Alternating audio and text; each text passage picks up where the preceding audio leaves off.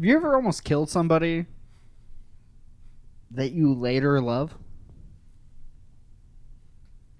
It's kind of a wild thing. You know, like, have you ever met somebody's dad at a hospital? Has this ever been your significant other? Have you later had to ask the same dad if you can marry his daughter that you met him at a hospital at? I've been there. You guys ever been so poor? Like, I was first date fucking poor in high school. And college. And it wasn't like, oh, I gotta fuck you so bad. I could only afford one real date. So I had to make sure we got that steak dinner one time. I threw some mad dick at you. And then be like, all right, for the rest of the arrangement we're going to have, you're getting the B team. Maybe the C team. That's the bank account and then someone else's checking account. So I learned how to cook. And I'm a pretty good cook, but the issue is like I'm so close to being black when it comes to seasoning my food. I'm so close. I do my very best. I season the fuck out of food. But I do it in a wild boy way. I season the pan and the meat. You ever been black and white at the same time? Because that was the thing, is like I figured out you can buy shitty pork chops, but if you season them right and grill them right, that bitch still thinks she's eating good. With your Kraft macaroni and cheese. You know what I'm saying? And I had this issue where I could only afford so many dates. We can only go out. Olive Garden might be for family. It's not for me, okay? $60 for salad and breadsticks. Eat a dick is all I'm saying. So, whenever I met my now wife, I unfortunately had to cook at home for her. She would come all the way down to my apartment, and I would cook at home. I would grill, because I didn't really know how to do anything else, but I was a grill master. However, like I said, I season like a white guy trying not to have black guys hate him. You know what I'm saying? Like, it's an ungodly amount of seasoning. I put steak seasoning in mac and cheese because I'm not a bitch, is what I'm saying. So we got these nice pork steaks. I season the fuck out of them. And I cook them up. Me and my girl, we sit down, we have dinner. This is like our third real date. She had drove all the way down from her college to my college. We're having dinner. All of a sudden, like halfway through the dinner, she does one of the... You know what I'm saying? It's like there's a dog across the table. And you're like, did somebody just kick that thing or step on its tail? Then she seems fine, and she goes, oh, yeah, I got to go to the bathroom. And I'm like, bitch has to shit. It happens. You know? Happens to the best of us. But then she's in the bathroom, and I hear her, like, some more? And I'm like, is there another dick in there that's getting sucked? I don't like this. I cooked steak, okay? It might be pork steak. Still got steak in the name, all right? So don't come at me with other guys come.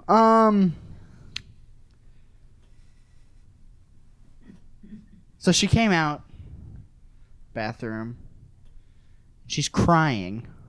And I go, that's not a good sign. My roommate's gone. Do you know what happens whenever there's just one dude alone in an apartment with another woman bawling? That guy's likelihood of going to prison goes up 1,000%. We got thin walls. I was poor as shit. My rent was like $250 a month. I thought I was going to have to split rent with a rat, okay? I didn't have heat for 2 fucking winters in a row, and I stayed there, is what I'm saying. I thought that it was just like, you got to pay extra for heat, and I don't have the money. What am I going to do? Invite the landlord over? He's going to realize I have a whole family living in the other bedroom? He's going to kick me out? So, roommate wasn't home. Got this chick crying. Then she says the words that have stuck in my brain for all these years. She goes, I'm having trouble breathing. Ding, ding, ding. Red flags. All I can think about is Bubba butt fucking the shit out of me in county because this bitch chokes to death and dies on my floor. So I go, well, I'm calling an ambulance. And she goes, no, don't do that. I'll call my parents. They live 3 hours away. Do you know how dead she would have been if there was serious issues? If we waited 3 hours for 2 other white folk to arrive? What are we doing, having a picnic? What are they gonna bring? Dad's not a doctor. We're calling a fucking neurosurgeon. We're calling another white guy that looks like me. Dude, same build. Chill out. It's not gonna help. So I go, fuck that.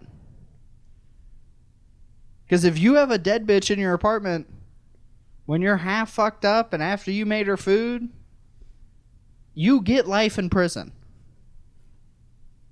Death sentence if you're lucky.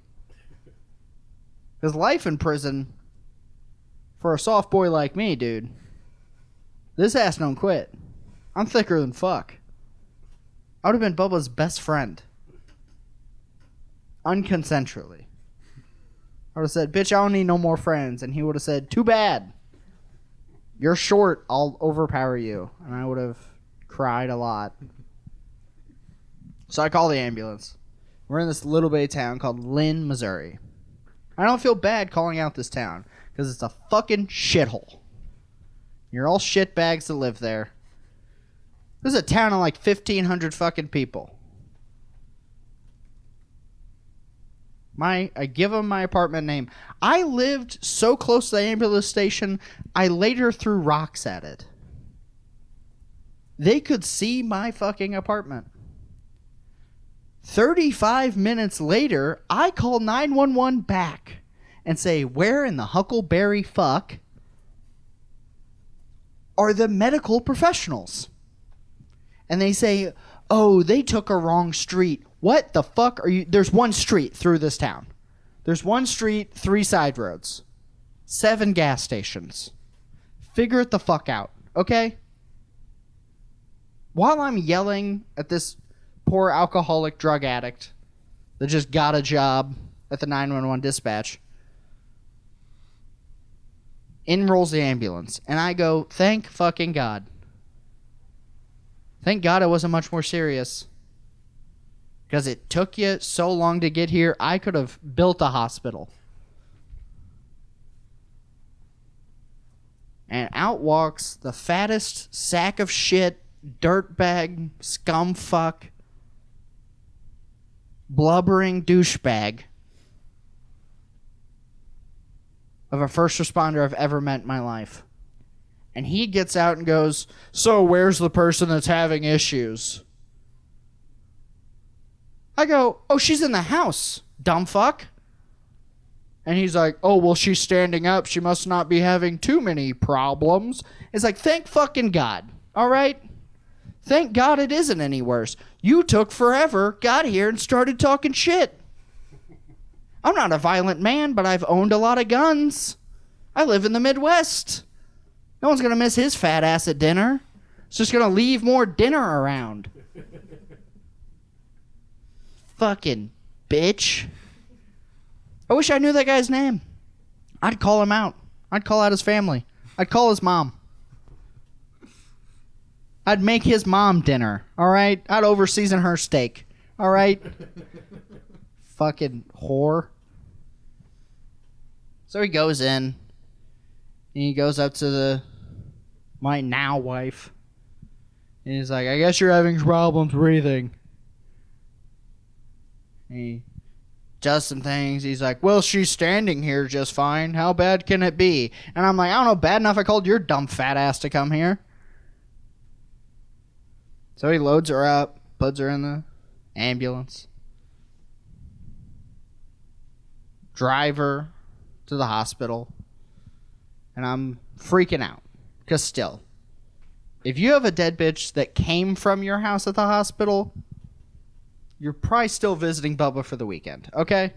I'm not saying you're going to stay with him, but, like, I've seen enough murder documentaries that they pick the white alcoholic first whenever a pretty white girl dies. They're like, this will be an easy arrest. Oh, what, you think you can season like a black dude? Well, guess what? Fuck you. And then you die in the arms of a county jail. But I was lucky. Apparently, it turns out my wife has the smallest throat ever. That was their medical diagnosis. Is, hey, this bitch got a tiny throat. I said, oh, thank you, doctor. He was like, yeah. Apparently she was choking on some of the meat. And I said, put her there, bro. Nugs, yeah, right? Choking on some meat, you know? Did not think it was funny. He said, chill out, young man. Learn how to season your steak like a white person. Not at all. I said, I will never. Yeah, it turns out she was just choked on a piece of meat. It scratched her throat with the seasoning. She got nervous, puked. It then made it worse, inflamed it. She panicked. I freaked out, called the fattest sack of shit of an EMT you've ever met in your life. And it just kept spiraling. This whole time, her parents were driving down to my apartment. On the way to the hospital, she called her parents and said, we're in the hospital. We're at the hospital. The doctor goes, hey, dumbass. It's not that big of a deal. Sending us home. Her parents arrive. We're getting ready to leave the hospital. They drove 3 hours just because I really like steak seasoning. That's wild. The wildest part was the first thing her dad did was hug me, not his daughter. I asked him about it years later. I was like, why? He's like, buddy, you needed help a lot more than anyone else. You were panicked. You were not having a good time. Whenever I asked the same girl to marry me, not, several years later, he's like, yeah, it's when I knew how much you cared about her. I couldn't bring myself to say, no, that's how much I care about my asshole staying the size it is, dude. I don't want to go to jail. Because every time there's a dead white bitch in your apartment, it's your fault.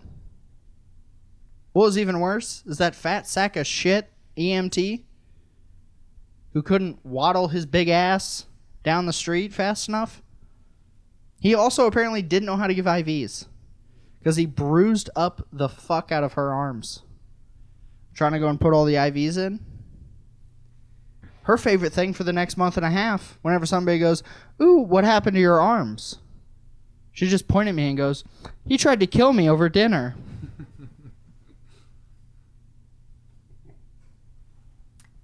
All I'm really trying to say is, if she winds up dead, it wasn't my fault. I'm just dumb. I just like seasoning. And if you want some more of that spice, check out my Instagram. Eric Biggs Comedy. Find me everywhere. Check out a live show. Thank you, guys.